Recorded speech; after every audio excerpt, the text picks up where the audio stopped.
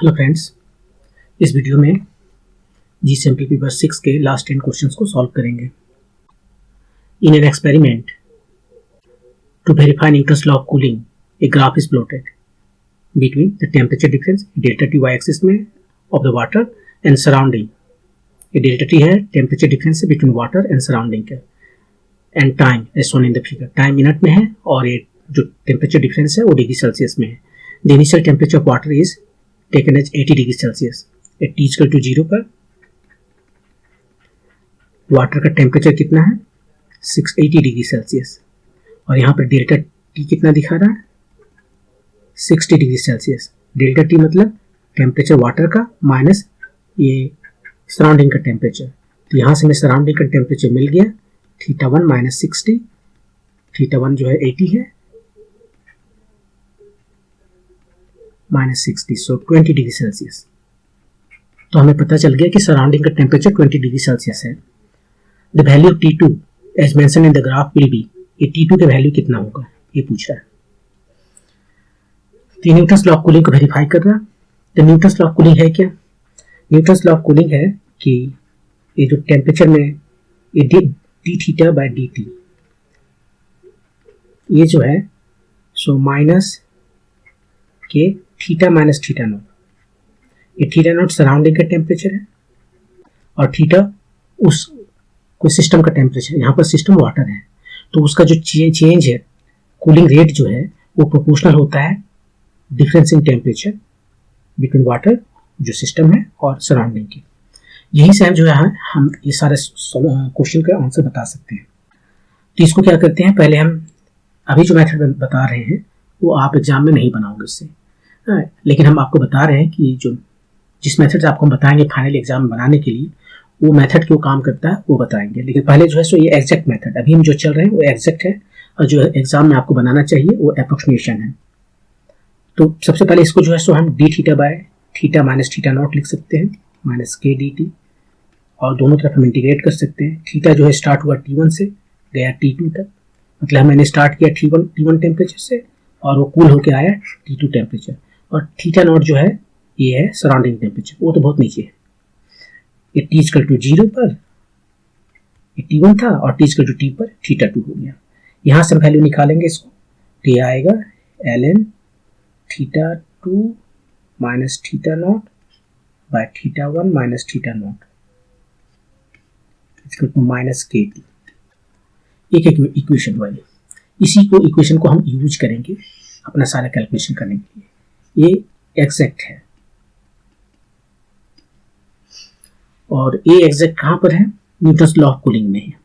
अभी Newton's law of cooling itself जो है सो एक कोरोलरी है स्टीफन बोल्ट्जमान लॉ का, वहां पर भी अप्रोक्सीमेशन है कि ये जो टेम्परेचर ये बहुत ज़्यादा डिफरेंस नहीं होना चाहिए।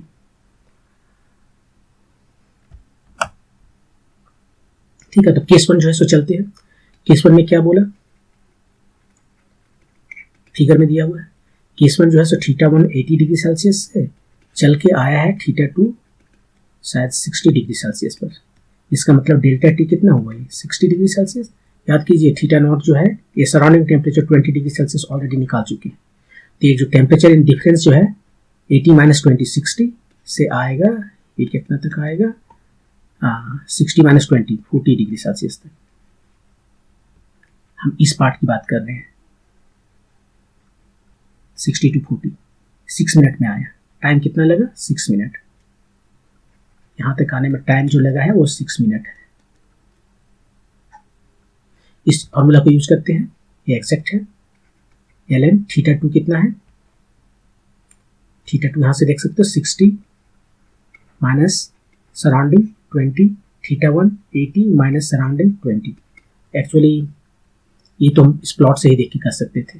ये जो प्लॉट में है यही हमारा थीटा 2 माइनस थीटा नॉट है, ये थीटा माइनस थीटा नॉट है एक्चुअली। तो यहाँ 60 माइनस 60 बाई 40, ऊपर वाला 60 नहीं, ऊपर वाला जो है सो ये थीटा 2 है सेकेंड टेम्परेचर, ये वाला टेम्परेचर माइनस फर्स्ट वाला ये थीटा 2 है, ये थीटा 1 है, माइनस थीटा नॉट और ये माइनस थीटा 2। खैर यहाँ सब देख के लिख लिए, और माइनस के टी टाइम जो है सो 6 मिनट, इसको मिनट में लिखते हैं। इक्वेशन 1।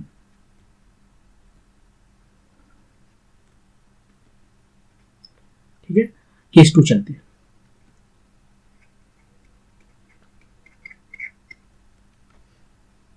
केस 2 चलते हैं। अब केस 2 चलने के लिए हम या तो यहां से इसका नाम दे देते हैं ए बी सी, ए से बी या ए से सी कुछ भी चल सकते हैं क्योंकि हम एग्जैक्ट वाला यूज करते हैं। तो ए टू सी चल लेते हैं, ए टू सी, ये था हमारा ए टू बी।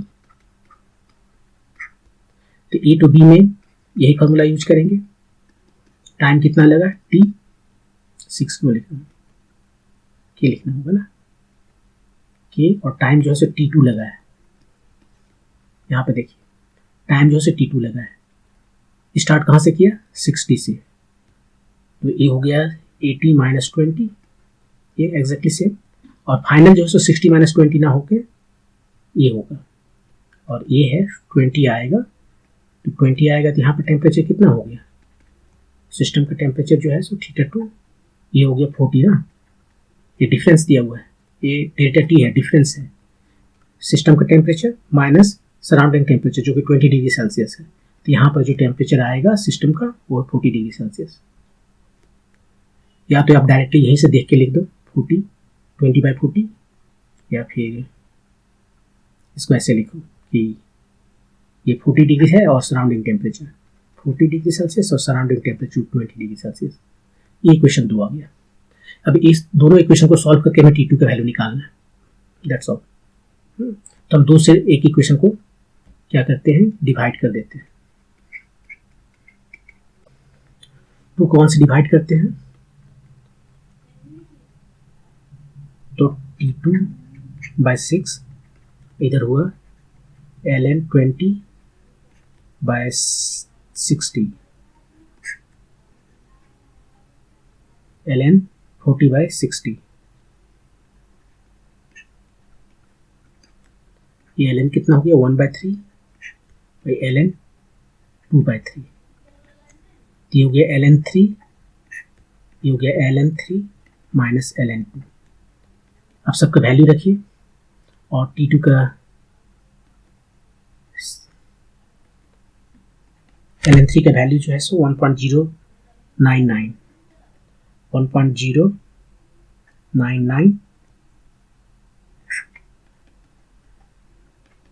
0.693, सबका वैल्यू रखिए तो T2 आता है कुछ 16.2 मिनट। ये आपका एक्यूरेट आंसर है, ठीक है। लेकिन इसमें आपको ln 3 का वैल्यू पता रखना पड़ेगा जो कि यूजुअली याद नहीं रहता है। तो हम क्या करते हैं, इसको दूसरा मेथड्स बताएंगे जो मेथड हमें यूज करना चाहिए, वो है एवरेज मेथड, ठीक है। तो उसको हम कैसे बनाएंगे, उसको बनाने के लिए हम एक बार यहाँ प्लॉट देखते, ट्राई करते बनाने का। इस तरह से प्लॉट है और ये था हमारा डेल्टा टी, ये 60, ये रहा 40, ये रहा 20,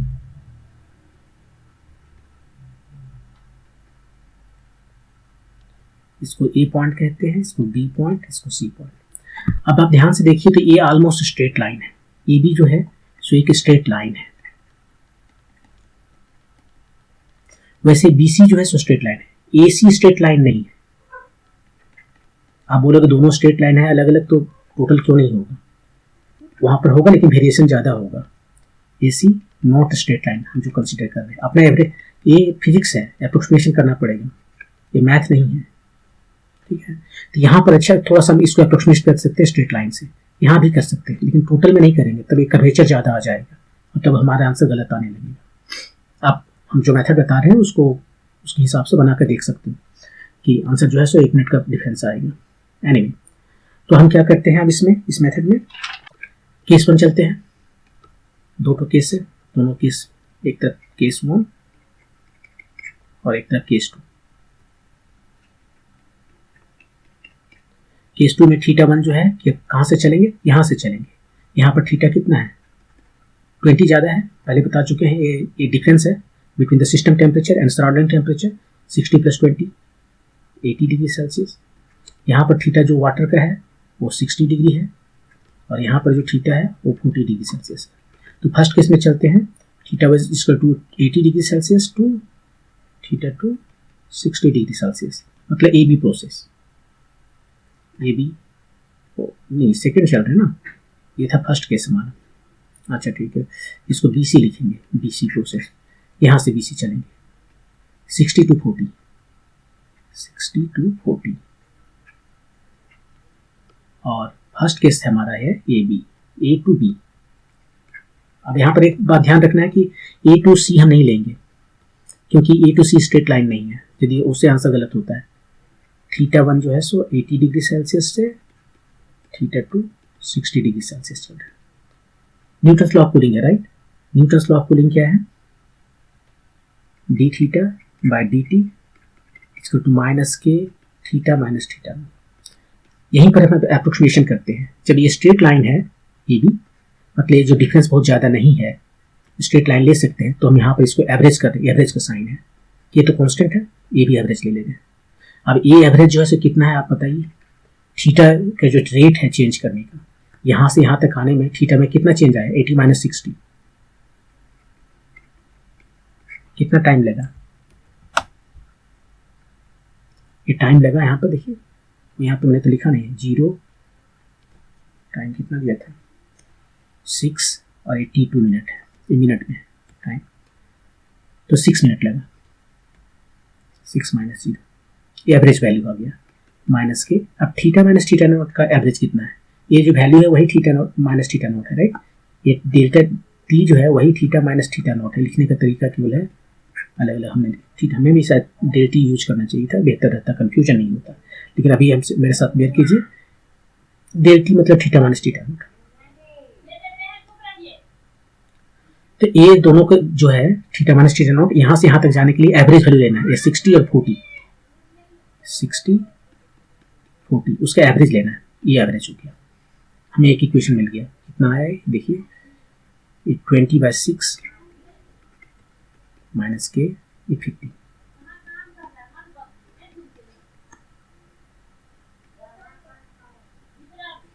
दूसरा जो है सेम काम करेंगे यहाँ पर, अब बीसी के लिए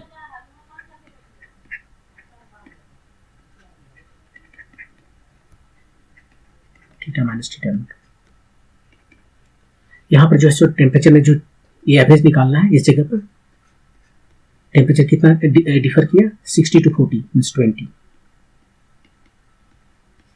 और टाइम कितना लगा यहाँ से यहाँ तक में, T2 माइनस 6, ये एवरेज कितना है, यही है वाई एक्सिस वाला, उसका एवरेज लेना है, यहाँ पर है 40, यहाँ पर है 20,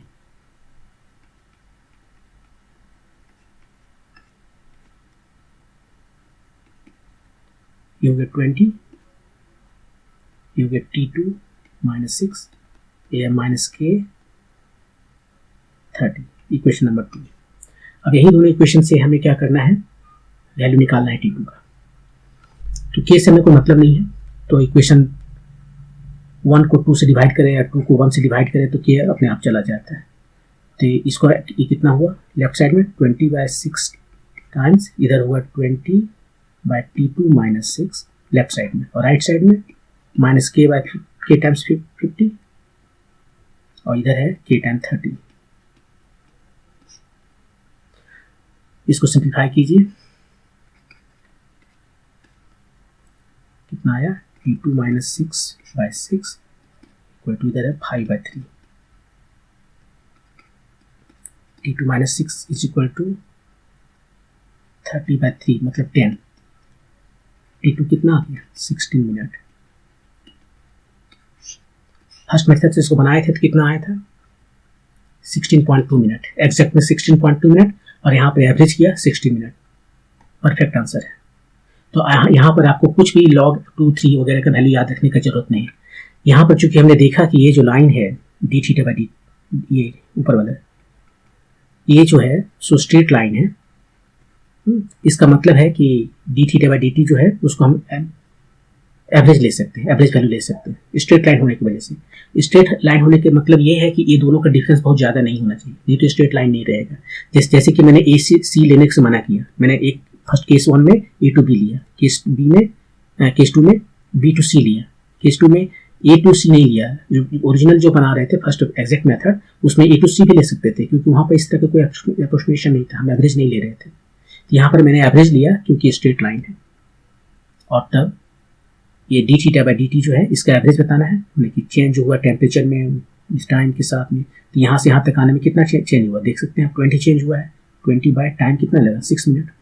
वैसे ही बी से सी जाने में कितना चेंज हुआ, वही 20, लेकिन टाइम लगा T2 minus 6, T2 minus 6, 20 change है। और ये थीटा माइनस थीटा नॉट जो कि वाई एक्सिस है उसका एवरेज लेना है ना, तो एवरेज लेना है तो एवरेज यहाँ पर कितना है, यहाँ 60 है, यहाँ 40 है, 60 40 का 50। इस केस में 60 नहीं 40 20। ये टेम्परेचर है वाटर का, याद रखिए। और ये जो है इधर जो दिख रहा है वो है थीटा माइनस थीटा नॉट। तो थीटा माइनस थीटा नॉट का एवरेज लेना है तो 40 20 30 इस केस में, और दोनों इक्वेशन को सॉल्व करने से मिल गया। तो मैं आपको सजेस्ट करूंगा कि सेकंड मेथड जो है वो वही आप यूज कीजिए। Next question, if epsilon not and mu not are respectively the electric permittivity and magnetic permeability of free space, same जो है सो कोई मीडियम के लिए the index of refraction of the medium in terms of the above parameters क्या होगा। ये जो रिफ्रैक्टिव इंडेक्स है उसको कैसे डिफाइन करते हैं, उसको डिफाइन करते हैं c बाय v से। c देखिए स्पीड ऑफ लाइट है इन वैक्यूम,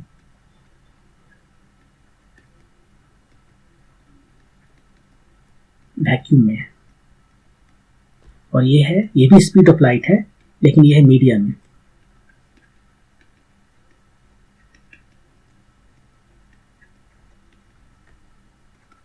ये c जो है सो आपको अब ये फार्मूला याद रखना पड़ेगा। c होता है इन terms of permittivity and permeability 1 bye mu not epsilon not. तो v भी वैसे ही हो जाएगा, म्यू की जगह पर म्यू नॉट की जगह पर म्यू, एप्सिलॉन की जगह पर एप्सिलॉन नॉट की जगह पर एप्सिलॉन। ये दोनों वैल्यू यहाँ पर रखिए तो क्या आ जाएगा, mu epsilon bye mu not epsilon not. यही आपका म्यू है इन टर्म्स ऑफ ये चार क्वांटिटी जो है mu not epsilon not mu epsilon. आपको ये भी पता होगा कि म्यू बाय म्यू नॉट को एक स्पेशल नाम से जानते हैं, म्यू आर, इसको कहते हैं रिलेटिव परमिएबिलिटी, और वैसे ही एप्सिलॉन बाय एप्सिलॉन नॉट को एप्सिलॉन आर कहते हैं। तो यहाँ से म्यू जो है आपको देखिए कंफ्यूजन है थोड़ा सा, ये म्यू में आप कंफ्यूज करेंगे, सो म्यू हटा के मैं यहाँ सीधे आर आई लिखता हूँ, रिफ्रैक्टिव इंडेक्स। रिफ्रैक्टिव इंडेक्स, तो रिफ्रैक्टिव इंडेक्स को हम लिख सकते हैं स्क्वायर रूट, देखिए म्यू बाय म्यू नॉट तो म्यू आर एप्सिलॉन आर। ये डायलेक्ट्रिक कांस्टेंट हो गया, और ये जो है सो रिलेटिव परमिएबिलिटी हो गया, इस टर्म में भी लिख सकते हैं। तो अभी आपका आंसर ये है। ओके, मूव करते हैं नेक्स्ट क्वेश्चन पे।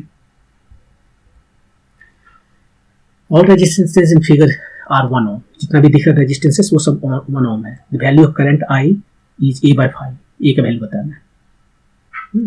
तो देखिए इसमें ध्यान से देखिए, ये वाला जो हम अभी मार्क कर रहे हैं,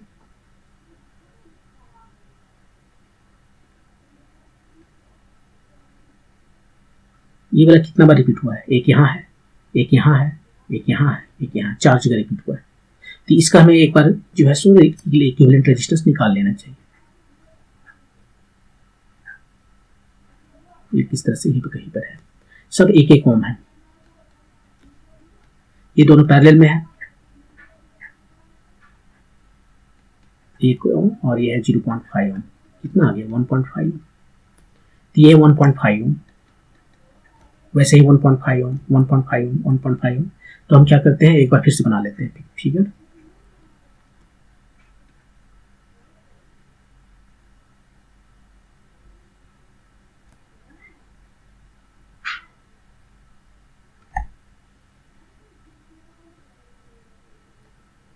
एक ये हो गया, एक नीचे वाला हो गया, यहाँ भी वैसे ही 2 पॉइंट यहाँ पर,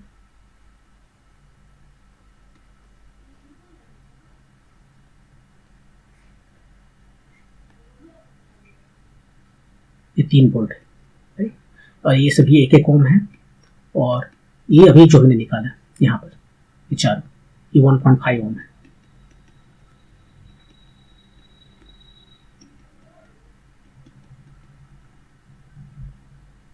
अब देखिए क्या है, 1.5 है तो 1.5, ये दोनों सेम है तो आधा हो गया 0.75, ये दोनों की जगह पर जो है हम 0.75 लिखेंगे। वैसे ही ये दोनों की जगह पर हम 0.75 लिखेंगे। तो अब जो मुझे आया वो क्या आया,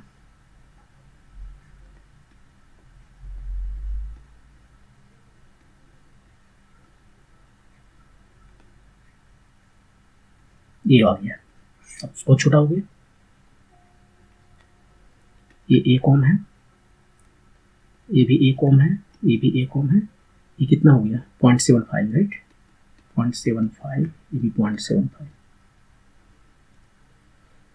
ये 3 वोल्ट है। अब आसान हो गया, ये ऊपर वाला हो गया 1.75, ये भी हो गया 1.75, तो उसका हाफ हो जाएगा, ये दोनों पैरेलल में है तो उसका हाफ हो जाएगा। 1.75 का हाफ कितना हुआ, हाफ वही लिखते हैं, अभी दे देते हैं इसको, 1.75 का हाफ है।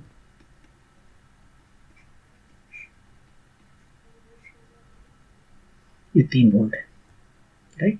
करंट कितना फ्लो कर रहा है, करंट होगा 3 by resistance 1 plus 1.75 by 2, 3 times 2 3.75, 25 से करते हैं इसको, 25 एकम 25 12, 25 12 12 5 25 5 125, 25 6 100,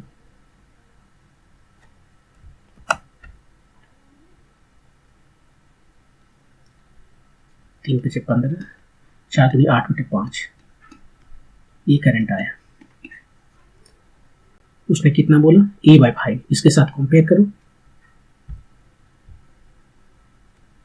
कंपेयर करो इसके साथ, A/5, ये मिल गया। इसके साथ कंपेयर करने के बाद में A जो है सो 8 आ गया, ये आपका आंसर आ गया।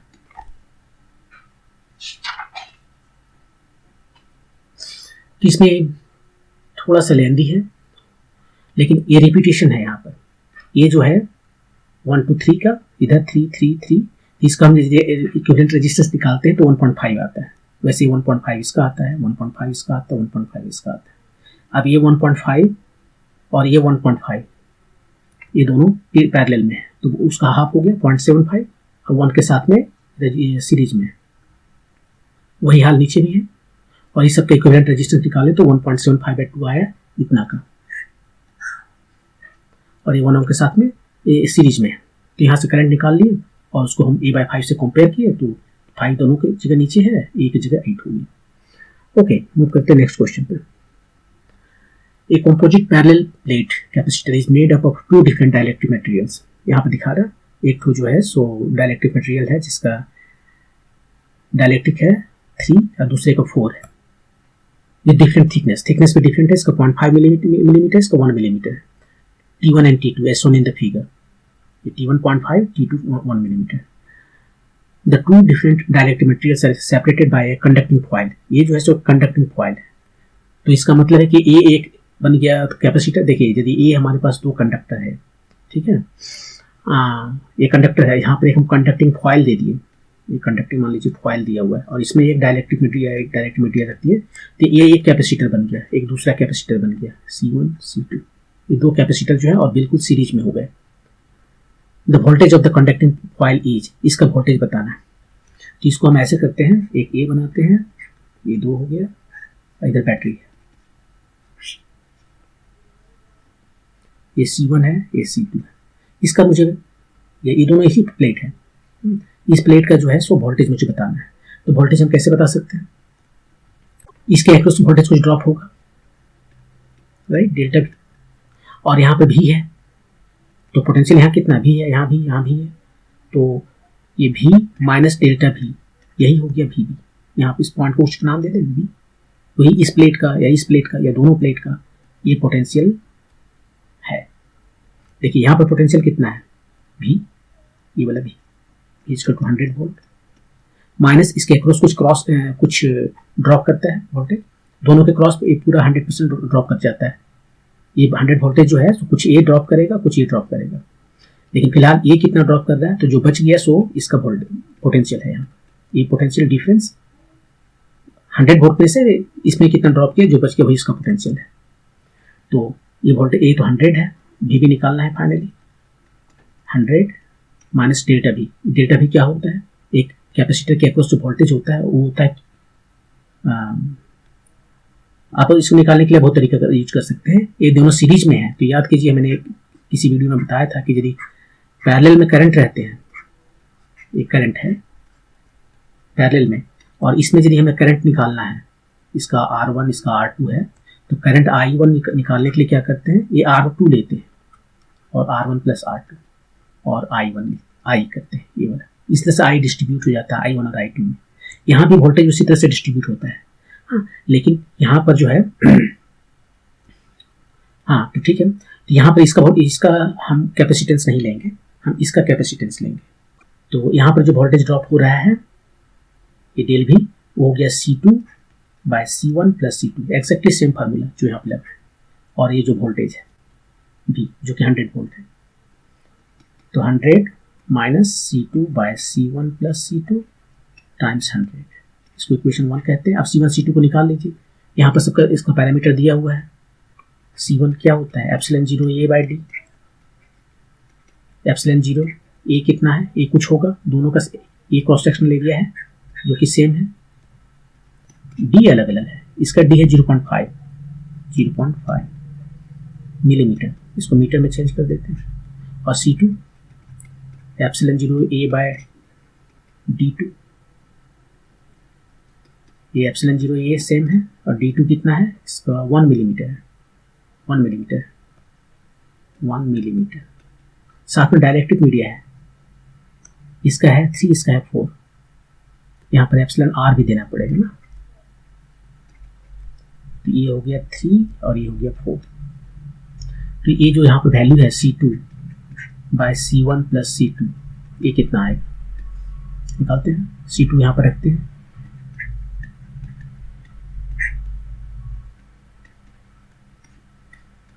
दोनों में जो कॉमन ऐड कर रहे हैं, दोनों में जो कॉमन है उसको बाहर कर लेते हैं। इसमें बचा 3 बाई 0.5, इसमें बचा 4, ये यहाँ से कैंसिल आउट हो गया। कितना बच गया ऊपर में 4 और नीचे में कितना बच गया, ये 3 का डबल हो गया, 6 प्लस 4 10, 0.4। अब 1 से चलते हैं, VB कितना आया 1 में, देखिए 1 में यही VB है, 100 minus C2 by C1 plus C2, जो वैल्यू यहाँ पर भी निकाला हमने, कितना आया 0.4 और ये 100 है, कितना हो गया 60 वोल्ट। VB हो गया आपका 60 वोल्ट। एक बार समराइज कर देते हैं। यहाँ पर 2 कैपेसिटर्स हैं, जिस तरह से उसने बताया है कि एक फॉइल लगा दिया, कंडक्टिंग फॉइल लगा दिया, इसका मतलब 2 कैपेसिटर बन गया। दोनों कैपेसिटर का एरिया सेम है, ये जो D है डिस्टेंस बिटवीन 2 प्लेट्स वो अलग अलग है, और इसका डायलेक्ट्रिक मीडिया का जो डायलेक्ट्रिक कांस्टेंट है वो भी अलग अलग है। तो C1 C2 अलग अलग है, उस C1 C2 को हम यहाँ पर निकाल लिए। और उसके बाद में उसने पूछा है कि ये प्लेट जो है इसका वोल्टेज क्या है, इसका पोटेंशियल कितना है। तो यहाँ पर पोटेंशियल कितना है जो बैटरी का है 100 वोल्ट, वो 100 वोल्ट है और कुछ यहाँ पर ड्रॉप कर दिया, ड्रॉप करने के बाद जो बचा वही उसका पोटेंशियल वहाँ पर है। तो हमने निकाला कि वही भाई यहाँ पर जो P पर जो पोटेंशियल है वो है, इसका जो पोटेंशियल है 100 माइनस जो ड्रॉप हुआ, ये 100 माइनस जो ड्रॉप हुआ। और ड्रॉप कितना हुआ, कैपेसिटर में हम ड्रॉप के लिए वही फार्मूला लगाते हैं जो करंट पैरेलल में करंट में लगाते हैं। यहाँ पर सीरीज में होना चाहिए, यहाँ सीरीज में, यहाँ पैरेलल में एग्जैक्टली सेम लगाते हैं। वहाँ पर जो है सो हम रेजिस्टेंस देखते हैं, यहाँ कैपेसिटेंस देखते हैं। इस पर ड्रॉप कर रहे हैं, 1 पर देख रहे हैं, तो C2 by C1 plus C2 times जो भी वोल्टेज है कितना ड्रॉप करेगा पता चल गया। इस वैल्यू के यहाँ, इस क्वांटिटी को C2 by C1 plus C2 को यहाँ निकाल लिया और इसको सब्स्टिट्यूट करने से हमें V 60 वोल्ट मिल गया। मूव करते हैं next question. The wire loop PQRSP ये जो है दिख रहा है, formed by joining two semicircular wires of radii R1 and R2 carries a current I as shown in the figure. The magnitude of the magnetic induction at the center C each. यहाँ पर जो है so magnetic field का value बताना है। देखिए जो current flow कर रहा है, एक में क्लॉकवाइज एक में एंटी क्लॉकवाइज, इसका मतलब डायरेक्शन दोनों का ऑपोजिट है। और जो नज़दीक में है वो ज़्यादा यहाँ पर फील्ड क्रिएट करेगा, क्योंकि एक सर्किल की वजह से जो फील्ड होता है उसके सेंटर पर मैग्नेटिक फील्ड वो होता है म्यू आई 0I बाय 2R, राइट। तो R जितना कम होगा ये फील्ड उतना ज़्यादा होगा। तो ये जो छोटा वाला जो सर्कल है उसके वजह से फील्ड यहाँ पर ज़्यादा बनेगा और डायरेक्शन ऑपोजिट है, तो फील्ड C पर कितना बनेगा, नीचे वाले की वजह से कितना आया, mu 0I bye 2R, R1 है, लेकिन ये हाफ ही है, केवल पूरा नहीं है, हाफ है, तो हाफ है तो हाफ हो जाएगा, minus mu 0I bye 2R2, ये भी हाफ है। माइनस इसलिए दिए कि दोनों को डायरेक्शन ऑपोजिट है। आप फिर राइट हैंड का रूल यूज कर सकते हैं। अपना राइट हैंड लीजिए, चारों फिंगर्स को जो है करंट के डायरेक्शन में रखिए और वहां से सेंटर की तरफ मूव कीजिए, तो आपको लगेगा कि नीचे वाला जो सर्किल है उसके वजह से फिंगर जो है सो आपकी तरफ इंटीग्रेट कर रहा है, आउट ऑफ प्लेन आपकी तरफ, और ऊपर की वजह से आप देखेंगे तो इनटू द प्लेन है, आपसे दूर जा रहा है, इसलिए मैंने इसका ऑपोजिट किया है। यहाँ पर यदि हम देना है डायरेक्शंस तो दोनों का मिलाकर डायरेक्शंस ये दे सकते हैं, और जो कॉमन है उसको बाहर कर लेते हैं, 1/R1 माइनस 1/R2, ये आपका आंसर है। आप चाहो तो फर्दर इसको सिंप्लीफाई कर सकते हो, R2 minus R1 bye R1 R2, ये आपका आंसर है। मूव करते हैं नेक्स्ट क्वेश्चन पे। 26. As shown in the figure, an inductor of inductance 200 milliampere, यहाँ दिखा रहा है inductor is connected to an AC source, यहाँ पर, और AC सोर्स का इलेक्ट्रोमोटिव फोर्स दिया हुआ है 220 वोल्ट एंड फ्रीक्वेंसी 50 हर्ट्ज। जब इस तरह से लिखता है तो ये VRMS होता है, ये VRMS जो है सो 220 वोल्ट है और फ्रीक्वेंसी वो बोल रहा है 50 hertz. The instantaneous voltage of the source is 0 volt. When the peak value of the current is √A by pi ampere, the value of A is how much? ये voltage जो है जब 0 है तब A जो है सो पीक है, ये तो होना ही है, क्योंकि हमें पता है कि यदि एक इंडक्टर हो तो इंडक्टर में करंट होता है वो नीचे रहता है, ये दोनों के बीच में एक करंट है रेजिस्टेंस में या जो वोल्टेज है उसमें, और ये करंट का जो डायरेक्शन दिखा रहा है वो है, ये करंट है एक्चुअली। तो करंट और ये वोल्टेज, यहाँ पर जो वोल्टेज सप्लाई किया जा रहा है V = V0 sin ω t, इसका जो फेज है और करंट का जो फेज है वो आउट ऑफ 90 डिग्री से अलग होता है, 90 डिग्री से अलग है, ये 90 डिग्री से अलग है। इसका मतलब कि जब ये मिनिमम हो 0 होगा, वोल्टेज 0 होगा तो करंट मैक्सिमम होगा, और करंट जब 0 है तो वोल्टेज मैक्सिमम होगा। यहाँ बोल रहा है कि instantaneous voltage of the source is 0 volt, ये जब 0 है तो यहाँ पर जो करंट है वो मैक्सिमम होगा, ये तो है ही, इसमें बता ही दिया, ठीक है। निकालना क्या है, peak value of the current निकालना है। Peak value of the current कितना है, करंट कितना है, पहले करंट जो है सो V बाय क्या, इम्पीडेंस, ये रेजिस्टेंस देता है कुछ, जिसको नाम है इम्पीडेंस कहते हैं, एक्चुअली कहते हैं इसको यहाँ पर हम Z = XL कहते हैं, इसका नाम है रिएक्टिव इंडक्टेंस, रिएक्टिव इंडक्टेंस इसका नाम है। और ये कितना होता है एक्सेल, एक्सेल होता है ω/L, ओमेगा मतलब 2πf/L, 2πf कितना है, दिया हुआ 50 हर्ट्ज है, और L कितना है, L दिया हुआ 200 मिली हेनरी, 1 2 3 0 चला गया यहाँ से, कितना आ गया, 5 × 10 × 20 20 पाई, इतना आ गया। तो करंट कितना हो गया, V, हमें कौन सा करंट चाहिए, पीक, राइट, पीक करंट की बात कर रहा है, तो V पीक बात करना होगा, और Z यहाँ पर आया है अभी हमारा 20 पाई। V पीक कितना है, V पीक जो है सो देख लो, VRMS दिया हुआ है, VRMS से √2 मल्टीप्लाई करना पड़ता है V पीक के लिए, 20 पाई। VRMS है कितना, 220 टाइम्स √2 और ये 20 पाई, तो ये कितना हो गया, 11 हो गया, अंदर में चला गया 11 121 242 बाय पाई। यहाँ पे कितना बोला था, √A बाय पाई, इसके साथ कंपेयर कीजिए, ये पीक करंट है,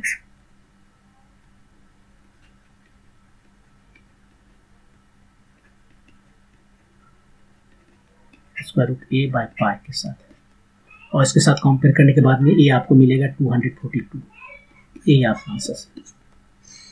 तो इसमें क्या करना था, देखिए इसमें हमें पीक करंट निकालना था। पीक करंट कैसे निकालते हैं, करंट जो है सो वोल्टेज डिवाइडेड बाय जो इम्पीडेंस है, इसको जेड को इम्पीडेंस कहते हैं, और ये जनरल टर्म है। यदि केवल इंडक्टर हो तो उसको कहते हैं रिएक्टिव इंडक्टेंस एक्सएल, और ये होता है वैल्यू ओमेगा एल। ये डिपेंड करता है उसकी फ्रीक्वेंसी पर। एसी सोर्स में इसका जो रिएक्टेंस है वो डिपेंड करता है फ्रीक्वेंसी पर, और इस केस में XL equal to omega L होता है। यदि आपका होता कैपेसिटर तो उसका जो रिएक्टेंस है वो होता 1 बाय ओमेगा सी, और रेजिस्टेंस रहता वो तो जस्ट रेजिस्टेंस, वो डिपेंड नहीं करता। रेजिस्टेंस जो है वो डिपेंड नहीं करता फ्रीक्वेंसी पर, लेकिन कैपेसिटेंस का जो रिएक्टेंस है वो डिपेंड करता है। इंडक्टर का जो रिएक्टेंस है वो डिपेंड करता है। तो XL omega L, omega equal to 2 pi f, सब वैल्यू रखते हैं, 20 पाई आया। तो जब नीचे मुझे पता चल गया 20 पाई है। अभी हमें कौन सा करंट निकालना है, पीक, तो वी पीक होना चाहिए, और वी पीक होता है V R M S time square root 2, और square V R M S का वैल्यू दिया हुआ 220। यहाँ पर जो रेटिंग इस तरह से देता है, रेटिंग नहीं है, नहीं, इस तरह से जो बताता है कि एसी सोर्स का वोल्टेज है 220 और फ्रीक्वेंसी 50 हर्ट्ज, तो ये कौन सा फ्रीक्वेंसी वोल्टेज बता रहा है, ये आरएमएस वोल्टेज बता रहा है। और यहाँ हमसे करंट पूछा जा रहा है पीक का, तो मुझे उसे कन्वर्ट करना पड़ेगा वी आर एम एस को रूट 2 से मल्टीप्लाई करके वी पीक में, और इस तरह से सिंप्लीफाई करने पर हमें square root over 242 by pi आया। इसको square root over A by pi से कंपेयर किए तो ये का वैल्यू हमें मिल गया 242। ओके, मूव करते हैं नेक्स्ट क्वेश्चन पर। ये radiation is emitted by 1000 watt bulb है 1000 वाट का, वो रेडिएशन इमिट कर रहा है। ठीक है, वो रेडिएशन बहुत तरह की चीज़ें हो सकती है, उसमें लाइट होंगे जिसे देखते हैं हम लोग, उसमें इंफ्रारेड होंगे जिससे गर्मी भी पैदा करता है। It generates an electric field and magnetic field. Of course radiation में तो इलेक्ट्रिक फील्ड और मैग्नेटिक फील्ड रहता ही है। रेडिएशन जो इलेक्ट्रोमैग्नेटिक वेव्स हैं उसमें दोनों ही फील्ड होते हैं, इलेक्ट्रिक फील्ड और magnetic field. At point P placed at a distance of 2 metre. तो मान लीजिए ये आपका बल्ब रहा और ये कहीं पर बात कर रहा है इससे 2 मीटर दूर में, यहाँ से 2 मीटर दूर में बात कर रहा है, कोई पॉइंट पी है, यहाँ पर वो चेक कर रहा है, रेडिएशन देख रहा है। ठीक है, the efficiency of the bulb is 1.5%। मतलब ये 1000 वाट का तो है, लेकिन ये एफिशिएंसी किस काम के लिए, कोई पर्टिकुलर काम के लिए, जो यहाँ रेडिएशन की बात कर रहा है उसके लिए वो जो है सो 1.25% जो है उसका एफिशिएंसी है। The value off peak electric field at P is x times x 10⁻1 volt पर मीटर। हाँ, वैल्यू ऑफ x बताना है। तो देखिए ये जो है सो यहाँ पर इलेक्ट्रोमैग्नेटिक वेव छोड़ रहा, पी पर इलेक्ट्रोमैग्नेटिक वेव है, मतलब इलेक्ट्रिक फील्ड भी है और मैग्नेटिक फील्ड भी है। और आपको पता है कि एनर्जी डेंसिटी जो है इस फील्ड की वजह से होता है। कितना होता है, यदि इलेक्ट्रिक फील्ड है तो होता है half epsilon naught E square, और यदि मैग्नेटिक फील्ड है तो वो भी होता है half B square by mu not. आप बी को लिख सकते हो ई बाय सी, और सी आपको पता है कि होता है 1 by square root over mu not epsilon not. ये दोनों को यूज करके आप देखोगे तो ये दोनों एक्जैक्टली सेम है, लेकिन इस केस में यहाँ पर ई जो है सो सेम नहीं है। कौन सा ई यूज करूँ, तो हम यहाँ पर एवरेज ले लेते हैं, एवरेज, और यहाँ पर ई के जगह पर हम पूरा वैल्यू लिख देते हैं। ये एक साइनसोइडल वेव है, राइट। ई के जगह पर लिखेंगे E0, ये maximum value, sine square omega T, और इधर वैसे मैग्नेटिक फील्ड का भी सिचुएशन है, B0 sine square omega T bye mu not. लेकिन अभी हमने बताया कि आप इसे इसमें वैल्यू रख दीजिए B equal to E by C, exactly दोनों सेम होता है। खैर एनीवे अभी थोड़ा सा लिख लेते हैं कि एवरेज करना है, इसको भी एवरेज कीजिए, इसको भी एवरेज कीजिए। ये half epsilon naught E naught square, epsilon naught E naught square by 2, ये तो बाहर चला गया। साइन स्क्वायर का जो एवरेज है वो होता है हाफ, वैसे इधर आपको नजर आएगा B square by 2 mu not square. ये म्यू नॉट स्क्वायर क्यों, म्यू नॉट स्क्वायर नहीं होगा, जस्ट म्यू नॉट होगा, टाइम्स हाफ। ठीक है, तो ये आ गया, ये दोनों को ऐड कीजिए, दोनों सेम है, ये दोनों सेम है। मैं यहां पर दिखा देता हूँ कि वो सेम कैसे है। So B naught square by 2 mu naught times half है, राइट। बी को लिखता हूँ ई नॉट बाय सी, तो सी स्क्वायर हो गया और इधर हो गया 2 4 म्यू नॉट। सी स्क्वायर को हम लिख सकते हैं, बाकी सबको लिख ले रहे हैं पहले। सी स्क्वायर को सी को हम लिख सकते हैं ना, यहाँ पर देखिए मैंने लिखा था 1 by square root over mu not epsilon not. तो ये चला गया यहाँ पर म्यू नॉट एप्सिलॉन नॉट, ये म्यू नॉट खत्म हो गया, तो ये हो गया 1/4 एप्सिलॉन नॉट ये नॉट स्क्वायर। ये बिल्कुल वही है जो यहाँ दिख रहा है, तो ये दोनों सेम है। तो हम इसको आधा आधा दोनों है उसको ऐड कर दिए, तो आ गया half epsilon naught E not, क्योंकि मुझे ई नॉट पूछा है तो ई नॉट के टर्म में लिखिए, आप चाहे तो बी नॉट के टर्म में भी लिख सकते हैं। तो ये है energy density, average energy density, right. अब यहाँ पर इसका इंटेंसिटी कितना है, इंटेंसिटी निकालना है। इंटेंसिटी इसमें सिंपली आप ऐड कर दो जो भी यहाँ पर आया है एनर्जी डेंसिटी, उसको जस्ट सी से ऐड कर दो, मल्टीप्लाई कर दो, ये इंटेंसिटी आ गया। कैसे, सी में कितना, कोई टाइम जो है ये सी स्पीड से चल रहा है, कोई टाइम डेल्टा टी में ये यहाँ से यहाँ तक चलेगा, राइट। इसमें पूरा एनर्जी है, हर जगह एनर्जी है, और एनर्जी डेंसिटी हमें पता है, तो इसमें जो टोटल एनर्जी है वो कितना हो गया, सी डेल्टा टी, वॉल्यूम से मल्टीप्लाई कर रहे हैं यू। अब इंटेंसिटी कितना होता है, इंटेंसिटी होता है energy per unit time per unit area. तो ये energy per unit time per unit area, ये इसका क्रॉस सेक्शनल एरिया है। अब वॉल्यूम में तो ये लिखना भूल गया, तो लेंथ है। अब ये सबको वैल्यू रखिए, डेल टी ए तो खत्म हो गया, ये बचा सी डेल मी, देखिए सी जस्ट सी से मल्टीप्लाई करना है इसको, तो इंटेंसिटी आ गया। लेकिन ये इंटेंसिटी होता कितना है, यहाँ पर देखिए इंटेंसिटी कितना है, यहाँ पर कुछ एनर्जी आ रहा है, पावर दिया हुआ है 1000 वाट, लेकिन उसका कुछ ये है एफिशिएंसी है, जो भी है उसको हम पी कहेंगे। तो यहाँ पर जो इंटेंसिटी आएगा वो दूसरे तरीके से निकाल रहे हैं, इसको कलर चेंज कर देते हैं, बट इंटेंसिटी एट पी ये हो गया power divided by 4 pi r square. Power मतलब एनर्जी पर यूनिट टाइम, और ये एरिया दे दिया पर यूनिट एरिया, यही हो गया इंटेंसिटी। ये दो जगह इंटेंसिटी निकाले, एक तो इंटेंसिटी निकाले कि रेडिएशन की वजह से, जिसमें जो कि इलेक्ट्रोमैग्नेटिक फील्ड है, हाँ उसके वजह से एनर्जी डेंसिटी कितना है, और उसको सी से मल्टीप्लाई करने पे हमें इंटेंसिटी मिल गया। दूसरा निकाला कि ये बल्ब के लिए है, ये बल्ब के लिए है, बल्ब जो है सो कुछ पावर जो है सो एमिट कर रहा है, उसने बोला 1000 वाट, और उसका एफिशिएंसी है ऑफकोर्स। तो ये जो पावर है वो दे रहा है, तो मतलब एनर्जी दे रहा है पर यूनिट टाइम, और उसको यदि इसको ये एनर्जी जो है जा रहा है हर एक जगह ना, यहाँ पर बैठा हुआ है तो ये एक स्फीयर जो है, ये स्फीयर है, उस स्फीयर में हर एक जगह जा रहा है, तो इसके हिस्से में कितना आया, जस्ट डिवाइड कर दिया उसको 4 पाई आर स्क्वायर से, तो उस पॉइंट का जो है सो इंटेंसिटी में मिल गया। दोनों को कंपेयर कर देते हैं, 1 2 दोनों सेम है, तो आ गया P by 4 pi r square, इसका to half C. E naught का वैल्यू पूछा है, यहाँ से ई नोट का वैल्यू आ गया, कितना आ गया, ये 2 इधर चला गया, ई नोट आ गया P by 2 pi r square epsilon naught C,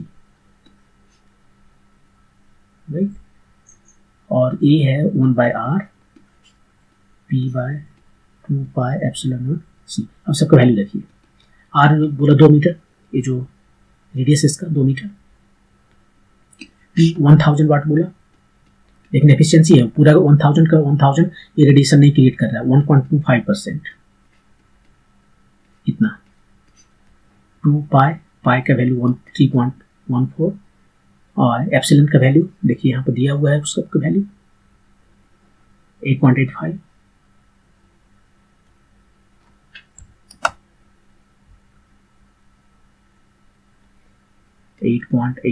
times 10⁻⁻12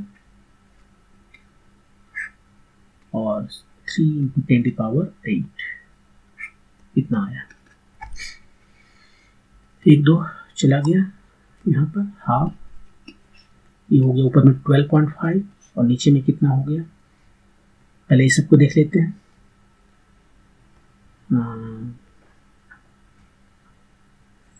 16 times 16 नहीं हुआ,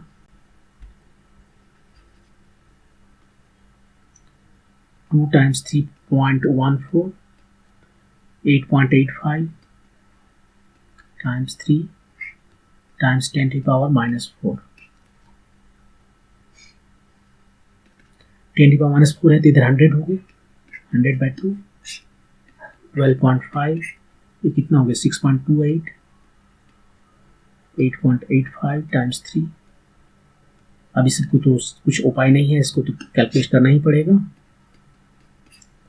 ये कितना हो गया 18 पॉइंट,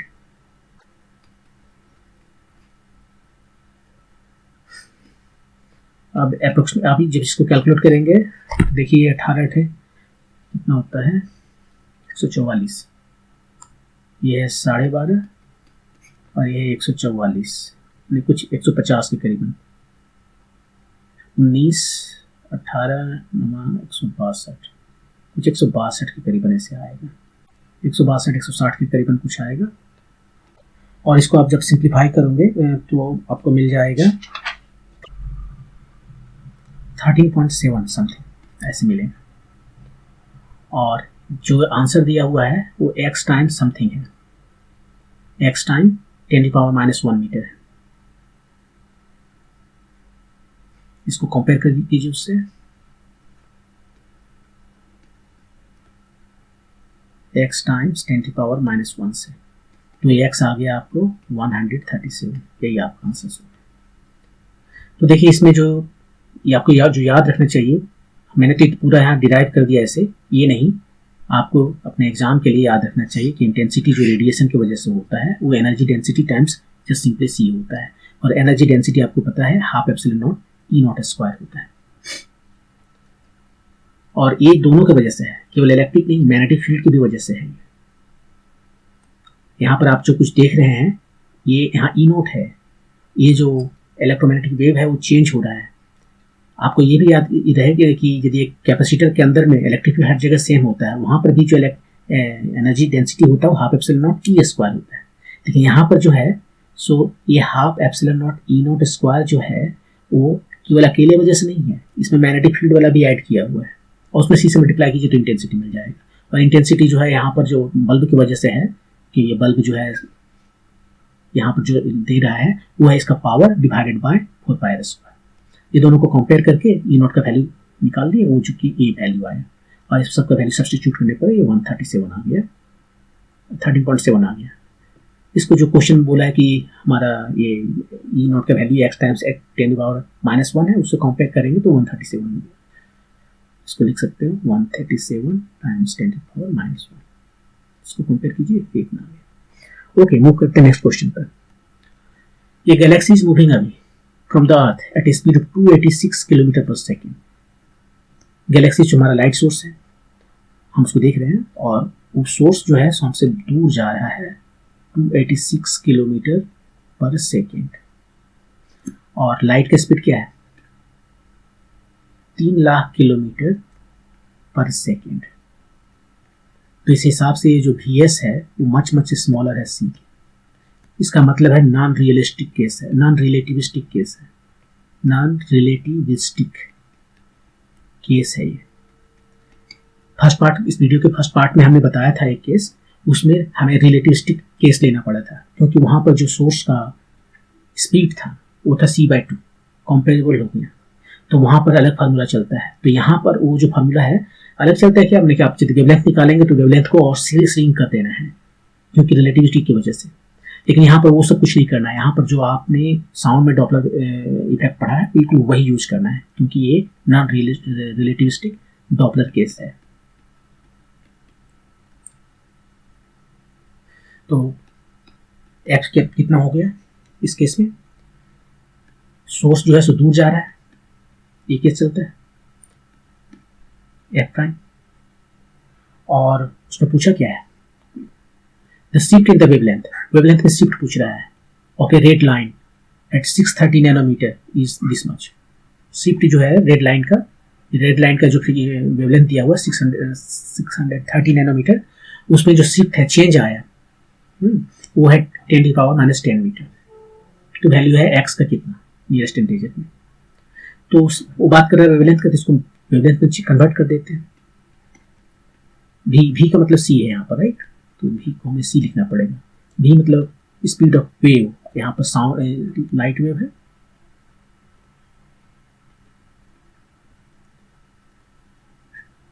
सी प्लस वी एस, एफ की जगह पर सी बाय लैम्डा, ये ओरिजिनल लैम्डा है और ये एपरेंट लैम्डा है। एक सी यहाँ से चला गया, इसको रिवर्स कर दिया, तो आ गया C plus V S by C times lambda. इसको लिख सकते हैं 1 plus V S by C lambda. तो लैम्डा प्राइम माइनस लैम्डा कितना आया, lambda times V S by C. यही तो चेंज इन जो रेड शिफ्ट इसको कहते हैं, चेंज इसका वेवलेंथ बढ़ गया, कितना बढ़ा है, यही रेड शिफ्ट है। वेवलेंथ का बढ़ जाना जो है रेड शिफ्ट है, lambda we S by C. Lambda में पता है, उसने बोला है 630 नैनोमीटर, जो लाल रंग का जो कलर देख रहा है वो 630 है, 630 नैनोमीटर।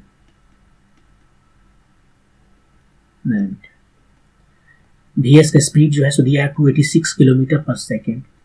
देखिए यहाँ पर हम यूनिट में कन्वर्सन में अपना टाइम बर्बाद नहीं करेंगे। ये dimensionless quantity V S by C, तो जो इसका डायमेंशन यूनिट है वही यूनिट इसका रखते हैं। इसका भी किलोमीटर पर सेकेंड है, इसका भी किलोमीटर पर सेकेंड करते हैं। यहाँ 3 टाइम्स 10⁸ मीटर पर सेकेंड नहीं लिखने वाले हैं, किलोमीटर पर सेकेंड लिखने वाले हैं, ताकि ये दोनों खत्म हो जाए। ये कितना आ गया,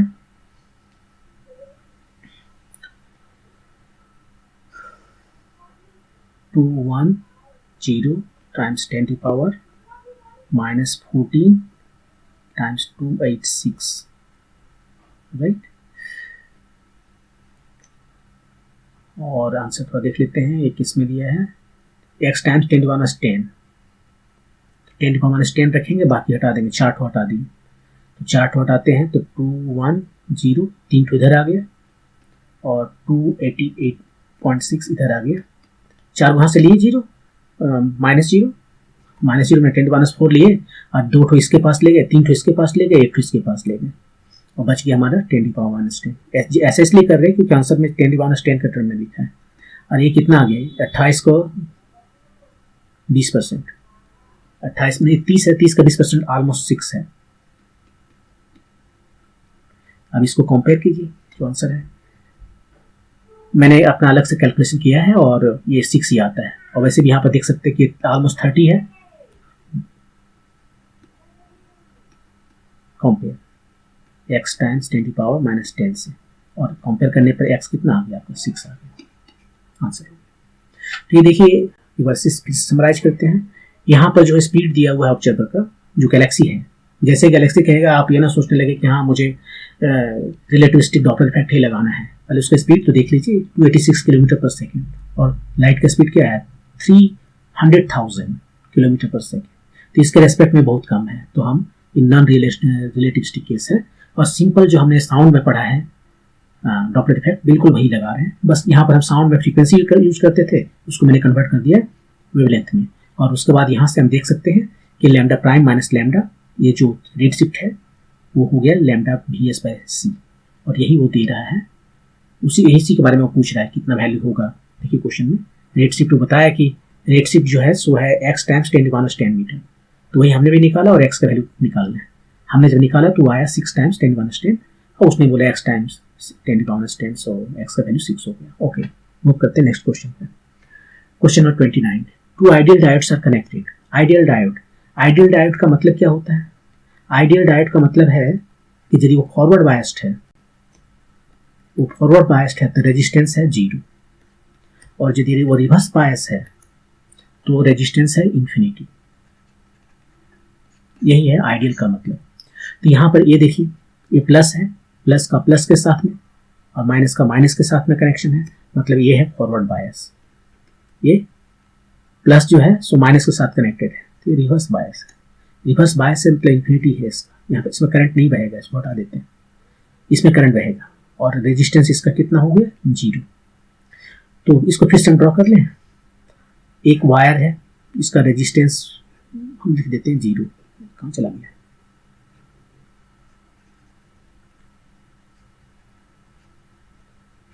इधर आ गया, ये हो गया, इसको हटा दिए, इस पर करंट नहीं फ्लो कर रहा है। और बाकी इसमें 20 ओम, 20 ओम, ये 15 ओम, ये 0 ओम, ये पॉइंट ए है और बी है। ये और बी के बीच में इक्विवेलेंट रेजिस्टेंस ही तो बताना है। तो आर ए बी कितना हो गया, पहले देखिए ये में इसमें कुछ है ही नहीं करंट रेजिस्टेंस, तो इसको भूल जाइए। तो यहाँ पर ये दोनों जो है सो पैरेलल हो गया, ये 20 पैरेलल है, 20 ओम पैरेलल 20 ओम, और ये इसके साथ में आ गया इधर सीरीज में, तो 20 दोनों सेम है तो 10 हो गया, और ये 15 ओम है, तो सब मिला के कितना आया 25 ओम। ये आपका आंसर है। तो इसमें हमने क्या कौन सा कंसेप्ट यूज किया, कंसेप्ट ये यूज किया कि जब भी एक diode ideal diode forward biased होता है तो रेजिस्टेंस 0 देता है, और यदि रिवर्स बायस्ड रहता है तो रेजिस्टेंस इन्फिनिटी देता है। इसका मतलब इसमें करंट फ्लो नहीं करता, तो उसको सर्किट से बाहर फेंक देते हैं। तो हमारे पास जो सर्किट बचा वो ऐसा बचा, इसमें कोई रेजिस्टेंस ही नहीं है, तो इसको भूल जाइए, खाली तार है। ये दोनों पॉइंट के बीच में देखिए ये दोनों क्या है, पैरेलल है, तो 20-20 का पैरेलल कितना होता है, दोनों सेम है तो हाफ हो जाता है, 10 हो गया, और ये सीरीज में है 15, 15 10 25। यही आपका आंसर है। Next question, to get output 1 at R पर जो है सो एक आउटपुट मिलना है। For the given logic gate circuit the input values must be X कितना होना चाहिए, वाई कितना होना चाहिए, ये बताना है। इस तरह के सवाल बनाने के लिए हम थोड़ा सा डी मॉर्गन थ्योरम यूज करेंगे, और यहाँ पर हम इसको लेके चलते हैं। ये एक्स आया, यहाँ भी एक्स आ गया, देखिए यहाँ पर एक्स आ गया, ये वाई है, यहाँ पर आया वाई आया, ये यहाँ पर वाई हो गया, ये वाई है तो इधर भी यहाँ पर वाई आया, ये वाई ये नॉट गेट है तो इसको वाई प्राइम कर दिया, और ये एक्स इधर से आया तो इसको एक्स प्राइम कर दिया। तो ये जो और गेट है यहाँ पर एक्स प्राइम और वाई है, इसको और के लिए हम प्लस लिखते हैं। ये नैंड गेट है तो एंड करके हम नॉट लगा देंगे, उसको ऊपर बाहर दे देंगे, एक्स और वाई प्राइम, एक्स और वाई प्राइम, ये नैंड एंड हो गया, और उसके ऊपर में बार लगा के नैंड कर दिया। तो पी हमारा कितना हुआ, यहाँ से देखिए पी हुआ हमारा एक्स प्राइम प्लस वाई, और क्यू कितना हुआ एक्स वाई प्राइम का बार। इसको थोड़ा सिंप्लीफाई कर लेते हैं, डी मॉर्गन थ्योरम यूज करेंगे। ये एक्स का प्राइम, ये मल्टीप्लिकेशन है तो प्लस, और प्लस रहेगा तो मल्टीप्लिकेशन, वाई बार ये जो है इसका बार, ये वाई बार ऑलरेडी है और उसका बार, बार का बार, बार खत्म, तो क्यू हमारे ए मिला एक्स प्राइम प्लस वाई, और यहाँ पर जो है पी एक्स बार प्लस वाई प्राइम, ये बार इसको बोलते हैं। तो आर कितना हुआ, ये देखिए क्या है, ये नोर गेट है, और कर लेंगे उसके बाद में ऊपर में बार लगा देंगे। तो यहाँ से हमें आर क्या मिला, आर मिला पी प्लस क्यू करेंगे, और है यहाँ पर लेकिन एक नोट लगा दिया है, तो P प्लस क्यू, P के जगह पे क्या लिखिए एक्स बार प्लस वाई, प्लस Q के जगह पे क्या लिखिए एक्स बार प्लस वाई, और सबके ऊपर में एक बार लगाना है। ये एक्स बार है, एक्स बार है, ये दोनों सेम है क्या, ये दोनों तो सेम है, P और Q तो सेम है, उतना तो माथा पच्ची कर रहे हैं।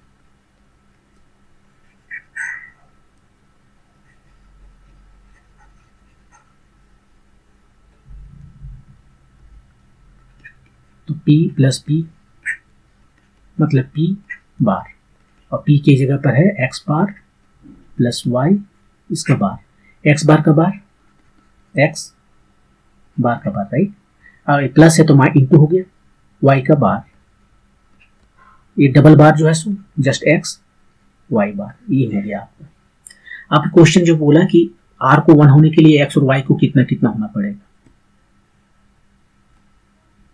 अब देखिए ये है हमारा R, for R to be 1 X Y prime को 1 होना पड़ेगा, राइट। ये कब 1 होगा, यदि एक्स को पहले तो 1 होना ही पड़ेगा, यदि एक्स 0 होगा तो ये 0 हो जाएगा, एंड वाई को क्या होना पड़ेगा, वाई 0 हो ताकि वाई प्राइम 1 हो, और दोनों का एंड है, दोनों का एंड करेंगे तो 1 मिलेगा। यहाँ पे एंड है एक्स और वाई प्राइम के बीच में, दोनों का एंड है 1 होने के लिए दोनों को 1 होना पड़ेगा, एक्स को 1 होना पड़ेगा, वाई प्राइम को भी 1 होना पड़ेगा, मतलब वाई को, अब इसको ऐसे लिख सकते हैं वाई प्राइम को 1 होना पड़ेगा, इसका मतलब है y को 0 होना पड़ेगा। तो यही आपका आंसर है, x equal to 1, y equal to 0। तो ये था सिंपल पेपर नंबर 6।